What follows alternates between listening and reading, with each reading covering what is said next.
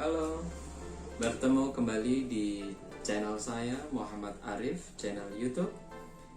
Nah, pada kesempatan kali ini saya akan melanjutkan untuk pembahasan mengenai penelitian yang di minggu ataupun yang di kesempatan yang lalu kita sudah membahas mengenai penelitian atau rancangan penelitian yang dilakukan secara kualitatif. Nah, adapun saat ini saya akan mencoba membahas untuk rancangan penelitian yang dilakukan secara kuantitatif. Baik, kita langsung membahas untuk pembahasan dari rancangan penelitian kuantitatif diawali yaitu di bab 1. Sebelumnya kita ketahui terlebih dahulu mengapa struktur dan isi rancangan penelitian kuantitatif berbeda dengan penelitian kualitatif. Struktur dan isi rancangan penelitian kuantitatif itu berbeda dengan rancangan penelitian kualitatif karena tujuan penelitiannya itu berbeda. Tujuan penelitian itu yang berbeda. Tujuan utama untuk penelitian dengan pendekatan kuantitatif adalah menguji hipotesis.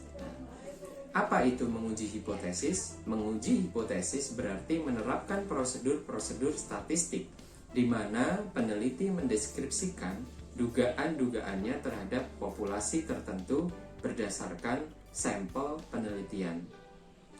Terus kemudian kita masuk di struktur bab 1 di kuantitatif, yaitu bab 1 pendahuluan. Untuk sub 1 atau subbab 11 yaitu latar belakang masalah, terus kemudian yang kedua yaitu rumusan masalah, terus pertanyaan atau persoalan penelitian, dan subbab yang keempat yaitu tujuan penelitian, dan terakhir adalah subbab 5 yaitu manfaat penelitian. Kemudian kita memasuki di subbab yang pertama yaitu latar belakang masalah.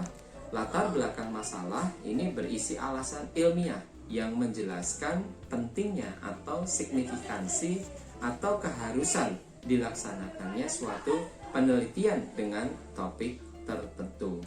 Nah, isi latar belakang masalah di penelitian yang dilakukan secara kuantitatif itu latar belakang masalah penelitian dijelaskan dengan cara mengidentifikasi, memahami dan menemukan faktor-faktor atau variabel-variabel apa saja yang mempengaruhi suatu hasil atau outcome.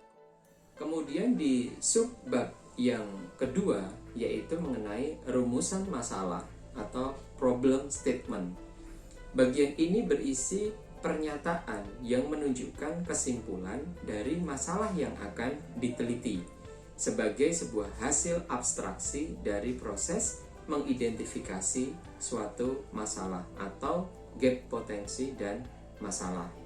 Jadi perlu kita ingat dalam penelitian dengan pendekatan kuantitatif, rumusan masalah penelitian itu membutuhkan hipotesis, yaitu jawaban sementara atau prediksi-prediksi yang dibuat penulis atau peneliti tentang hubungan antara variabel yang diperlukannya. Terus kemudian kita lanjut masuk di subbab yang ketiga yaitu pertanyaan atau persoalan penelitian. Bagian ini berisi persoalan teknis dari usaha untuk menjawab masalah penelitian yang telah ditetapkan pada rumusan masalah dalam bentuk pertanyaan atau kalimat tanya tentang hubungan antara variabel-variabel yang akan dianalisis oleh peneliti. Kemudian subbab yang keempat yaitu tujuan penelitian. Untuk skripsi, bagian ini berisi keinginan penulis atau peneliti untuk menjawab pertanyaan atau persoalan penelitian yang diajukan pada sub-sub sebelumnya. Dengan demikian, tujuan penelitian harus relevan dan konsisten dengan identifikasi masalah, rumusan masalah penelitian, dan pertanyaan atau persoalan penelitian. Kemudian teman-teman, yang terakhir yaitu subbab yang kelima, yaitu manfaat penelitian. Bagian ini berisi dampak dari tercapainya tujuan penelitian. Umumnya, manfaat penelitian terdiri atas manfaat pengembangan ilmu pengetahuan atau teori dan manfaat praktis untuk membantu memecahkan masalah yang ada pada objek yang diteliti. Nah, itulah teman-teman penjelasan mengenai penelitian atau rancangan penelitian secara kuantitatif, mulai dari bab 1 dan penjelasan sub dalam bab 1 penelitian kuantitatif. Demikian yang bisa saya sampaikan dalam kesempatan channel kali ini. Kita akan bertemu di channel berikutnya untuk penjelasan mengenai subbab atau bab berikutnya. Terima kasih teman-teman, semoga bermanfaat.